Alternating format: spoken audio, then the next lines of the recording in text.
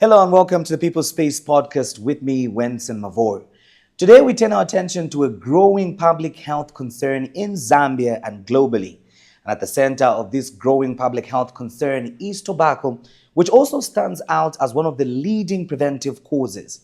Now, joining me on this conversation, I am privileged to host none other than Professor Faston Goma, who is from the Zambia NCD Alliance and also Tobacco Control Consortium and Tobacco Control Consortium of Zambia chairperson, Mr. Albert Phiri, who is also joining us.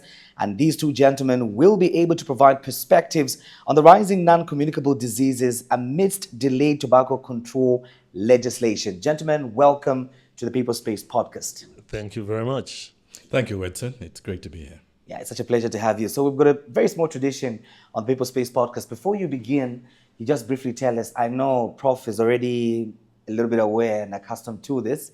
But Mr. Phiri, we always want people to know our guests a little bit outside of what you people are known for.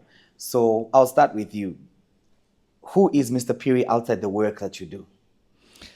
I don't know where to begin, honestly. There are quite a number of things, but first of all, I am in civil society. And that's what brings me here. But outside of that, a number of things. I love writing. I am also a lay preacher. And I like to dabble in the creative arts as well once in a while. So I think maybe we'll keep it at that. Okay, we'll get back to the creative arts later on. Prof, for those that may have missed the last time you were here, Well, I think probably I must tell them something, but maybe more interesting, that I'm a grandfather congratulations. to twin boys. That's wonderful. So we are really contributing to the population of Zambia. That's wonderful. And that is some very, very exciting news. And we're just excited for you, Prof, and congratulations. And Prof, I'll kick it with you. In my introduction, I mentioned, the link between tobacco and the growing non-communicable diseases in Zambia. Would like just for you to briefly explain why Zambia is currently facing the high risk of non-communicable diseases. Well, thank you very much. I think that is really a growing concern. I'm sure everyone knows that, I think last week was buzzing up with UTH being full and, the male wards, overflowing into the female wards. And you're wondering, why are there so many people in the hospital? Really, at the top of the list of the diseases that are fueled UTH are non-communicable diseases. These would be diseases such as stroke, hypertension. We are talking of epilepsy. We are talking of sickle cell disease. We are talking of diabetes. These are diseases which just come from within one's body, so to say, and are not passed on from one to another. Those are non-communicable diseases. They are really on the rise. And we are wondering what exactly is fueling that. There are many risk factors to non-communicable diseases, but one that stands out prominently is tobacco. Not only that the person who is smoking may have the diseases, but anyone who is within the space where there's tobacco smoke will actually get the same diseases as well. And that is why I think we are saying it's urgent that we control tobacco and its harms on the population. You've raised something very interesting, Professor, when you say even just being within the proximity of a person that is, consuming tobacco. I've seen people get comfortable. I've met people who say it's somewhat a bit of a funny and, in my opinion, stupid because of ignorance for the person who say this. I just love the flavor, the scent of the, what do you call that thing? These Shisha. No, the vapors. Yes. I just love the mint, the scent. somebody was using these words, Professor. Why is tobacco, can those also be considered as the leading causes of this disease burden that we're discussing here? Exactly. You see, in the Western world, where people are getting more and more aware of the diseases that are being caused by tobacco, people are actually trying to keep away from tobacco cigarettes, so to say. But then the tobacco industry has realized that, it's losing its game on keeping people addicted to their cigarettes. And so they have gone for newer devices. They have gone for newer things that, would try and interest, especially the young ones. Teenagers are their main target. And so they have brought these vapors, they have brought the electronic cigarette, things that, that make the young people, look very modern and make them look like, they are living in the next century. And, tobacco in itself is very harsh on the throat. And because of that, children and women don't like it very much. And so to make them like it, the guys have come up now with these flavors. They have come up with menthol to try and cool down the throat, to bring about this minty taste, And so people are going for it, as though it's bringing them better health, so to say, or it's removing the harshness of the harms that come with tobacco. But it's all ignorance, really. It's all ignorance. Last time, I think we were taking a survey to try and see why people smoke. It was very clear that the communities where there are a lot of people using tobacco, those are communities which are most ignorant about the diseases that are being caused by tobacco and tobacco smoke. Okay. And so I think we need to educate the public. We need to make them aware of the harms that are being brought about by tobacco. Mr. Piri, let me come to you. Statistics tell us that over 7,000 deaths are caused annually by tobacco. Civil society being people-centric, how does this affect households, the economy, and just the hospitals in general? Yes, actually, it's very sad that I think the statistics that you are citing there come from a study that was done, the investment case, the case for investing in the domestication of the WHO FCTC. 7,100 lives, more than 7,100 lives lost every year. And the study also showed that 800 people die from secondhand smoke here in Zambia every year. And tobacco consumption is a cross-cutting issue. Like you've rightly pointed out, households are affected, communities, the nation, and so on and so forth. And the thing with tobacco is that it disproportionately affects the uneducated as well as the poor. So just from the same study, showed that in 2016 alone, a household spent 43 million kwacha in out-of-pocket healthcare for tobacco-related diseases, deepening poverty and widening inequalities. You see, because tobacco is addictive because of the nicotine in it. And so in the home, there is opportunity cost. There is not much maybe available at the time. Let's say maybe a household has 50 kwacha, let's say. And then the man or the woman has to smoke because of the addiction. So what that does, it deprives of the other essential needs in the home. And what that does ultimately is that it exacerbates poverty, just deepens poverty. And then added to that as well, there is the matter of health equity. You find that people that are poor may not be able to access the medical care, the health care that they need. Why? Just like you've seen from the figures that I gave, 43 million in out-of-pocket, on healthcare, paying from their pockets. So what tobacco does at household level is that it actually deepens poverty. And then now, when you come to the health system, it's a burden.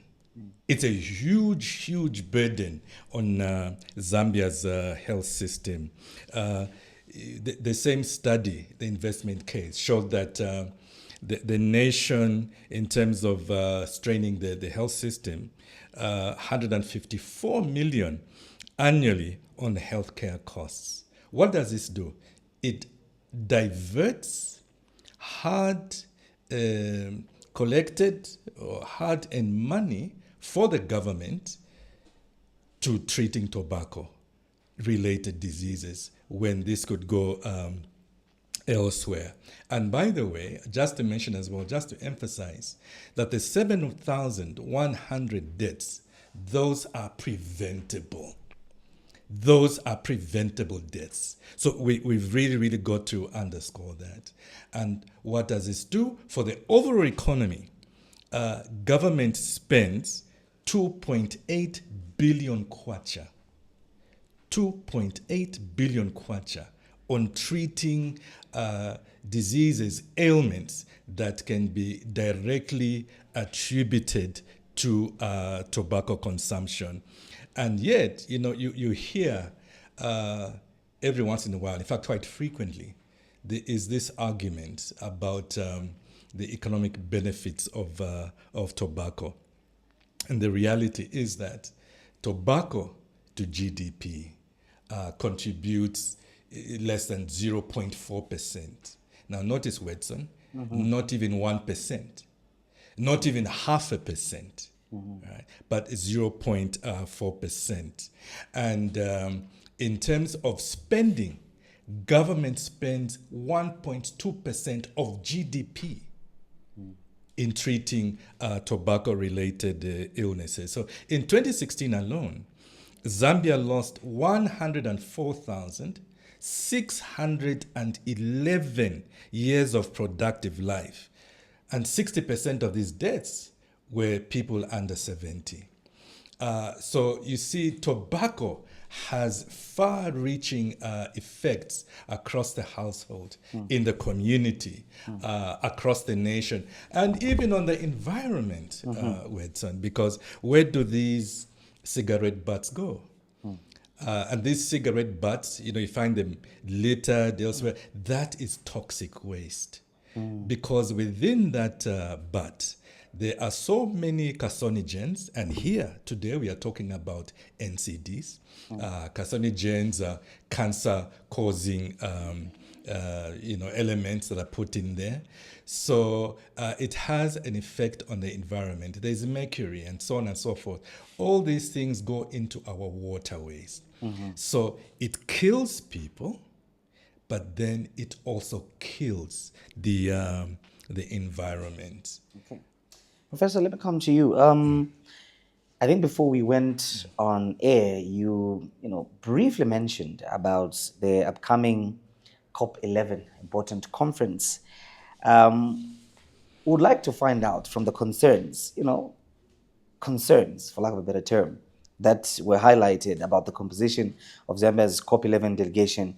Can you elaborate why this raises ethical and governance concerns? Well, thank you very much. The World Health Organization convenes this meeting, which they call a Conference of the Parties to the Framework Convention on Tobacco Control, the FCTC. They have this conference every 2 years, okay? From the time when the treaty, the FCTC, was signed, And so this time they're having the 11th conference of the parties. And Zambia is a party in that it has signed up to the FCTC, which they actually did in 2008. And the Conference of the Parties is there to deliberate on the progress that is being made in the domestication of the treaty in each party, in each member country, so to say. And so we are expecting countries to go there with vivid reports of what they have done from the time they signed up to the FCTC to now, in protecting their communities against the harms of tobacco. They laid down processes that the countries are supposed to be taking in trying to show that they are making progress towards a domestication. So for Zambia, after they signed this FCTC in 2008, they were expected to have put all the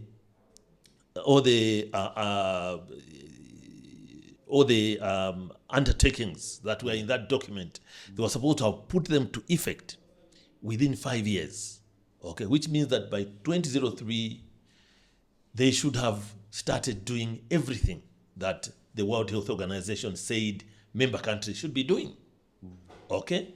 This is 17 years later, and nothing has happened. Because for something to happen, you must first of all start by indicating that you have taken the first step. The first step is to have a law put in place, okay? And once the law is put in place, then you start gauging progress towards actualizing what you have put in your law.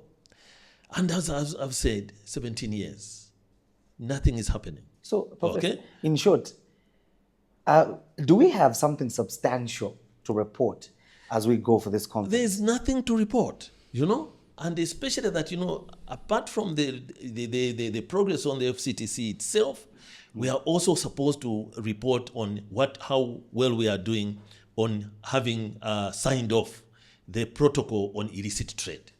That one was put out 6 years ago. Zambia hasn't signed it, okay? And now Zambia is going to the COP. We hear it has a delegation of 18 people, okay? Now that is scandalous. For a country which is opposed to the FCTC, so to say, to take 18 people to the same conference, you are wondering what exactly is the motive behind it.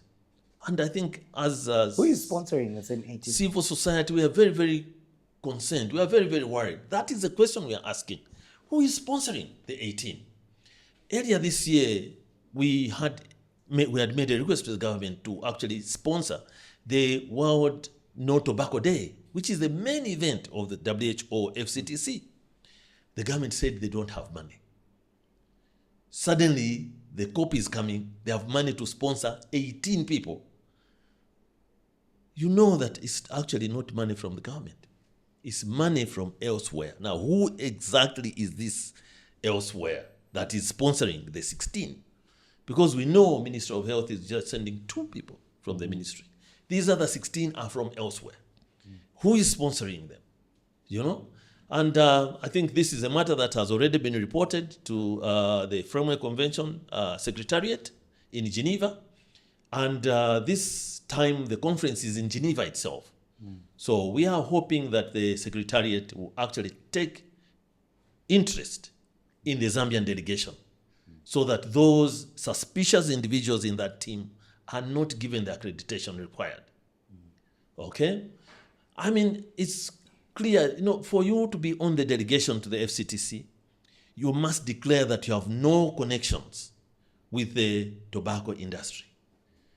Now here, you will know that our Tobacco Board of Zambia has the tobacco industry as part of the members of the board. Okay? That is contained in the Tobacco Act. It's deliberate. Okay? And so everyone belonging to the Tobacco Board of Zambia is directly related to the tobacco industry. And there are 4 of them going. Okay? I already said that it's just 2 from Ministry of Health, but 4 going from Tobacco Board of Zambia. And you are saying, what is their interest in the COP? And what is the message that they are going to take into Geneva about tobacco and tobacco use in Zambia? And, you know, we have been talking about the tobacco control bill in Zambia, you know, going to Parliament for the parliamentarians to debate. This bill has been blocked many times by Minister of Commerce by Minister of Commerce, Trade and Industry. They are on the delegation. going to Geneva. Okay? To do what? You know? So to us, really, I mean, it's a very, very embarrassing group of people that the government is putting together to send to such an important conference that is talking about health, the health of the Zambians. We've already laid down here about non-communicable diseases, how they are actually ravaging the health sector. And here you are as a government trying to play politics, sending wrong people to such an important international forum. It's really not good. We hope the Ministry of Health will do something about that. Let me now bring in Mr. Piri in just under 2 minutes before we break off. You mentioned addiction earlier on, and that word caught my attention. And to that, I would like to find out from you, are there any changes that you're seeing in terms of age demography with regards to tobacco addiction? Oh, yes, definitely. And I think this is something that is evident in practically almost every household in Zambia. The rise in NCDs, as well as the reduction in the onset age, the age at which patients or people present with NCDs. We have diabetes amongst adolescents, we have high blood pressure amongst adolescents, and so on. So this is very, very evident. So we could say that while with, for instance, the COP, there appears to be a capture of the state by industry, NCDs are actually capturing our young population. There is a capture, unfortunately. Addiction is taking root now more than ever before. Nearly 1 in 4 adolescents are already using tobacco. A survey was done, the Global Youth Tobacco Survey of 2021. This is a survey that is done periodically. And it found that 25%, nearly 25%, of learners. This was a survey taken not amongst the youth in general, but a specific demographic, 13 to 15-year-old learners. And the survey found that 25% of them are smoking. No wonder, you'd recall, Winston, there was a report from the registrar of UTH saying that throat cancers had gone up fairly recently. And what did the registrar say? He attributed it partly to shisha smoking and to smoking in general. So we have noticed an increase in NCDs.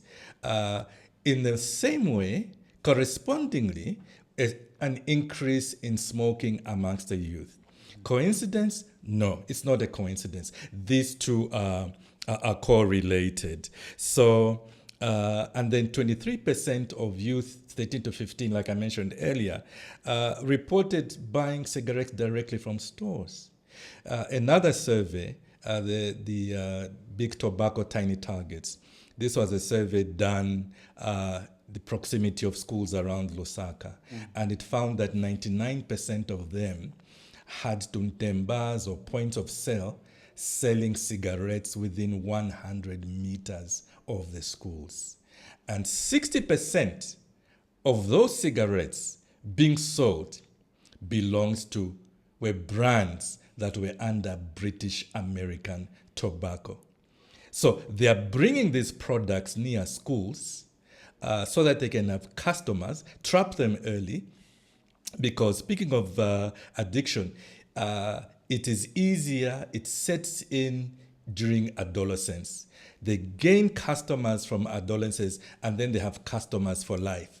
So now you have this addiction, you have this increasing prevalence of NCDs that goes with the increase in smoking. On the other hand, what is happening in the West? Let's look at BAT. Where do they come from? Where are they headquartered? They are headquartered in the UK. Smoking prevalence in the UK is going down. Why? Because of very strict laws and policy. Tobacco control legislation. This thing we're talking about, the industry being in a COP delegation, they wouldn't tolerate this in the UK. But here, why? Here it's open season. We roll out the red carpet for them. So they are targeting African youth because of the big youth African demographic. They're looking at our children as customers. They're looking at our grandchildren, our children, our brothers, our sisters, the young ones, 13 to 15-year-olds, as raw material. It's a big shame, a very big shame.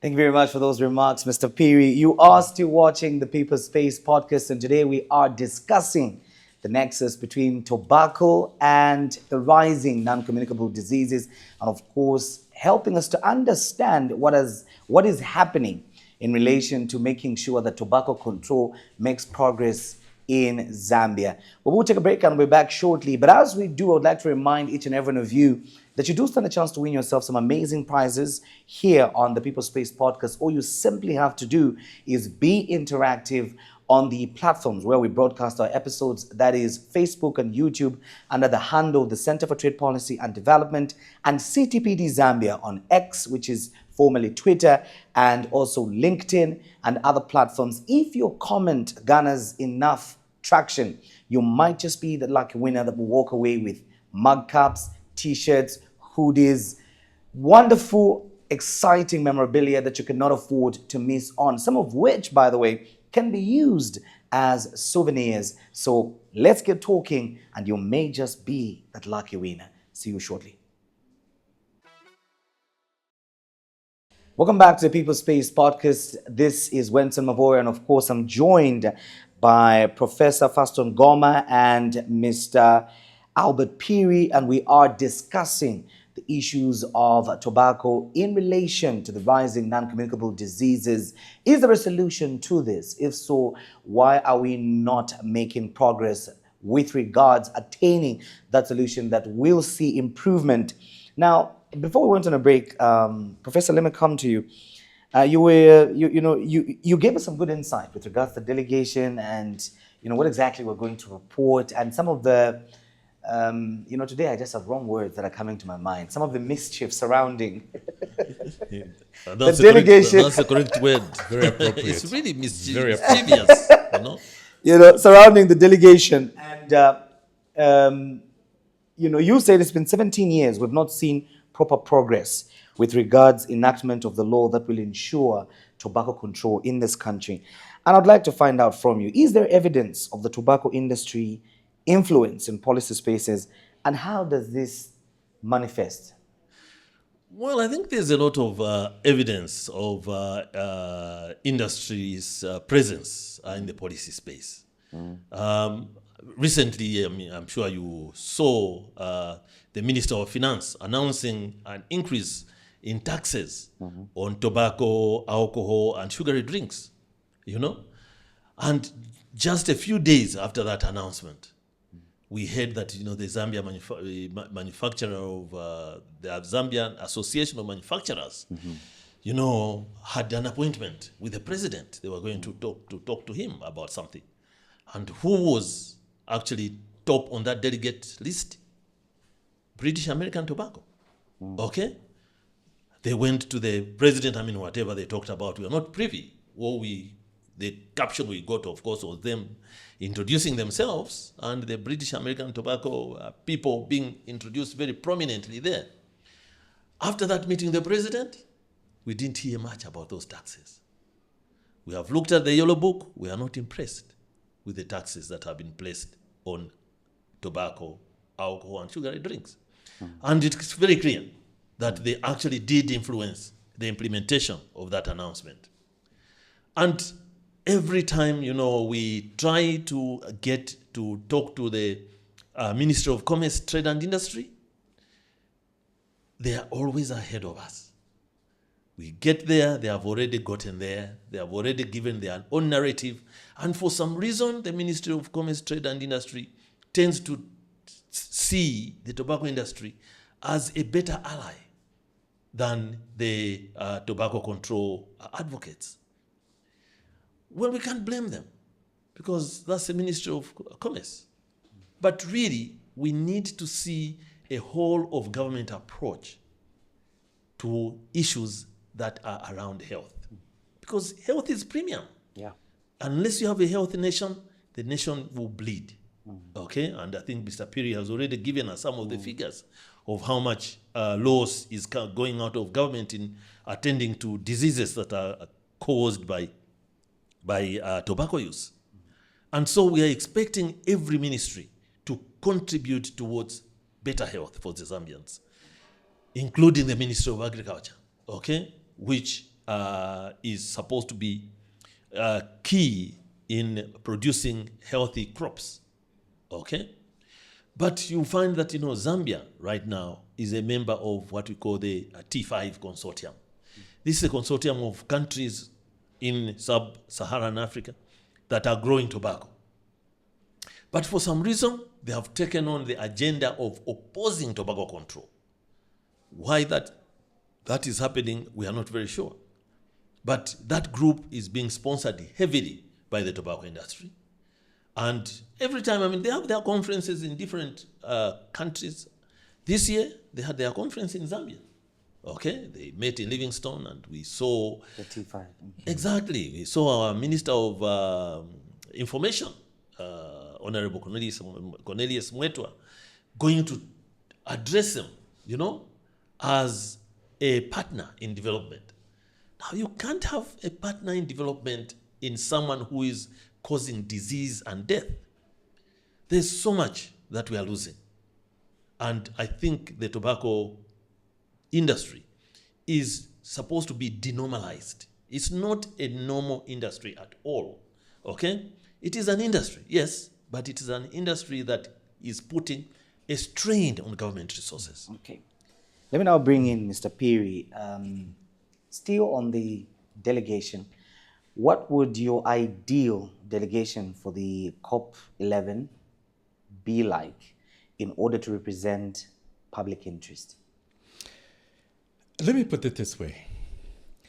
Imagine there was an End Malaria conference, a conference on ending malaria, mitigating the effects of malaria.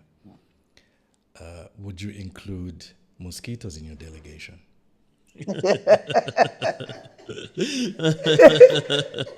It undermines the whole agenda of the conference. Precisely. And that is akin to what is actually prevailing right now. You would actually include in your delegation experts that would be for the cause of ending malaria. Similarly, even with the FCTC, obviously there are health experts that you would need to include in that delegation. There are a number of health experts in government at the Ministry of Health. There are a number of health experts. Why not send the permanent secretary? Why not send, other health experts like Professor Goma here himself, who I'm privileged to share this platform. He is a world-renowned expert in his field of cardiology and, all of things relating to NCDs. So the delegation should actually comprise those that would add value. And in the first place, I would ask the question, why send a delegation in the first place? Because the whole essence of the COP is to report progress. So what progress would be reported now here by 18 people who 17 years later, the country has not passed the bill? What progress is there? This is actually a scandal. It's an outrage. It's a mockery of public health.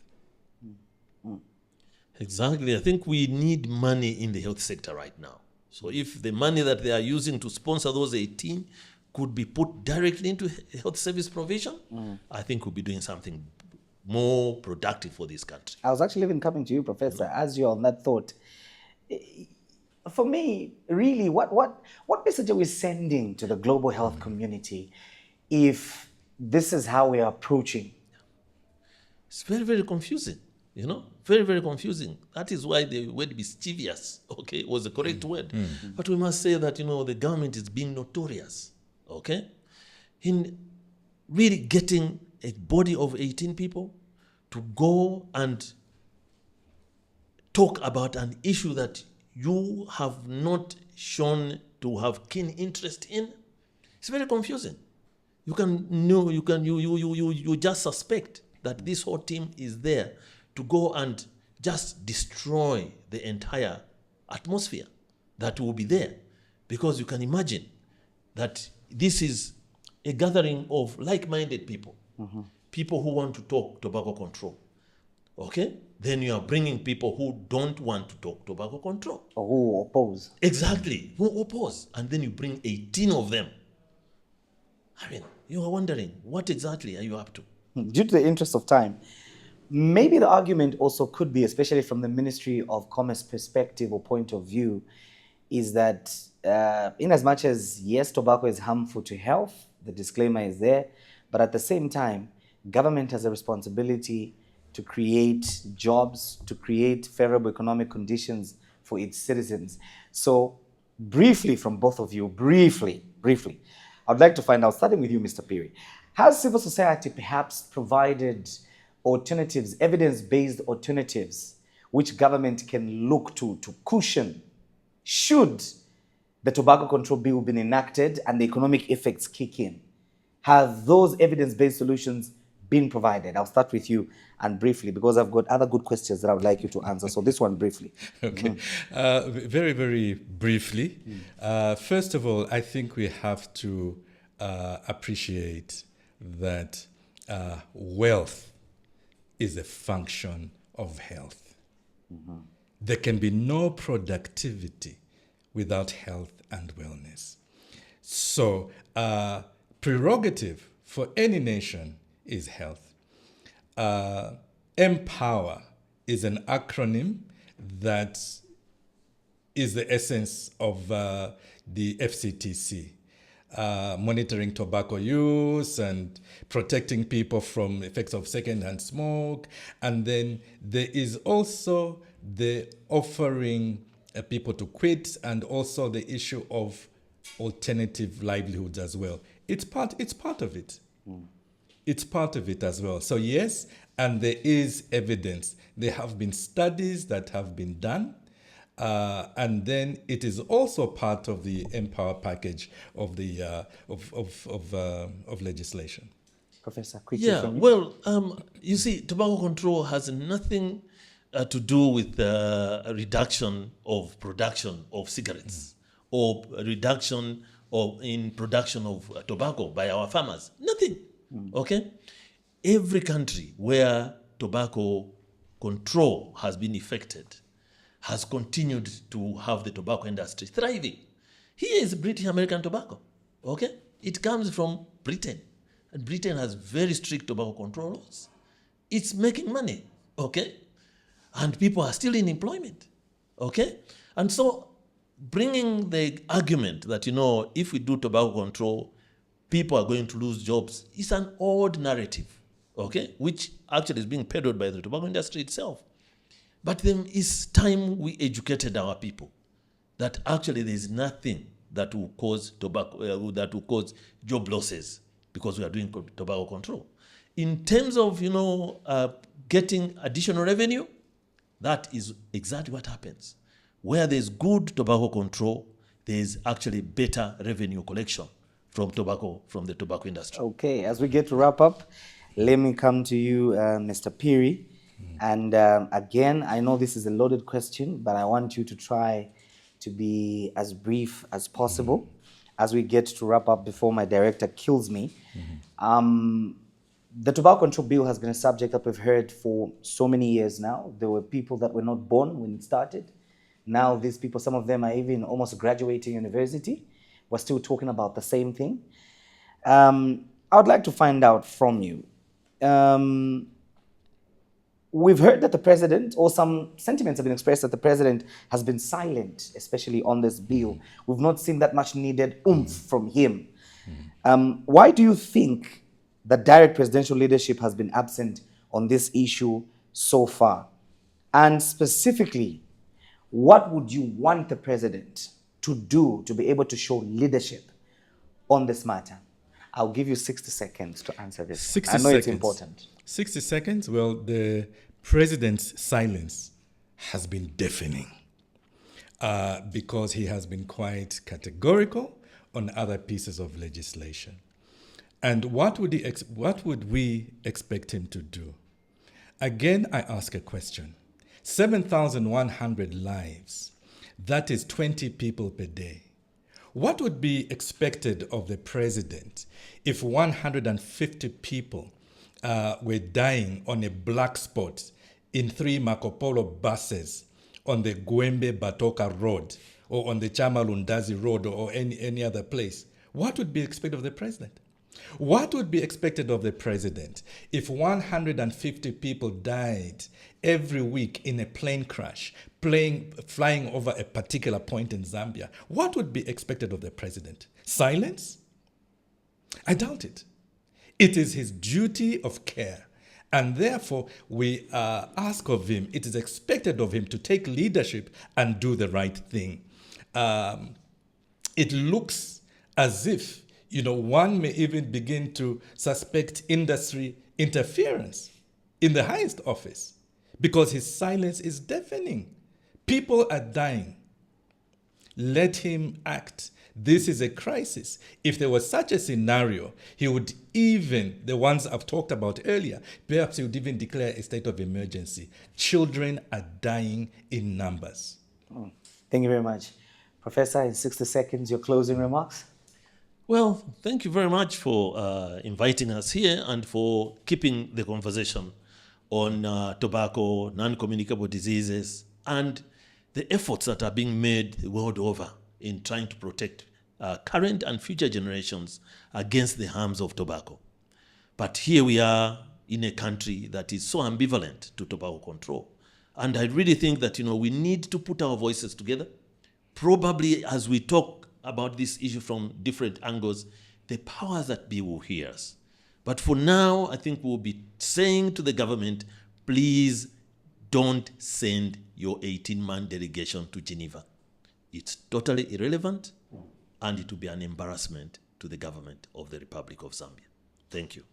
Thank you very much, Professor Faston Goma over there from the Zambia NCD Alliance, and of course, Mr. Albert Piri from the Tobacco Control Consortium of Zambia, and he is the chairperson, and the two gentlemen have been sharing their thoughts on the relationship between the rise of non-communicable diseases and tobacco control in Zambia, and of course speaking to the current trends that are happening within this particular space, whether progressive or retrogressive, but most importantly, are the recommendations that government should be able to pay attention to be able to make sure that we strike a balance between reducing the health burden that tobacco imposes on the coffers of this country, but at the same time, making sure that the economic wheels of this country are running. Most importantly, a healthy population is a wealthy population. So whichever way we decide to look at it, remember that particular statement. The name is Wenson Mavoro. I've enjoyed myself, and let's get interactive. See you next time.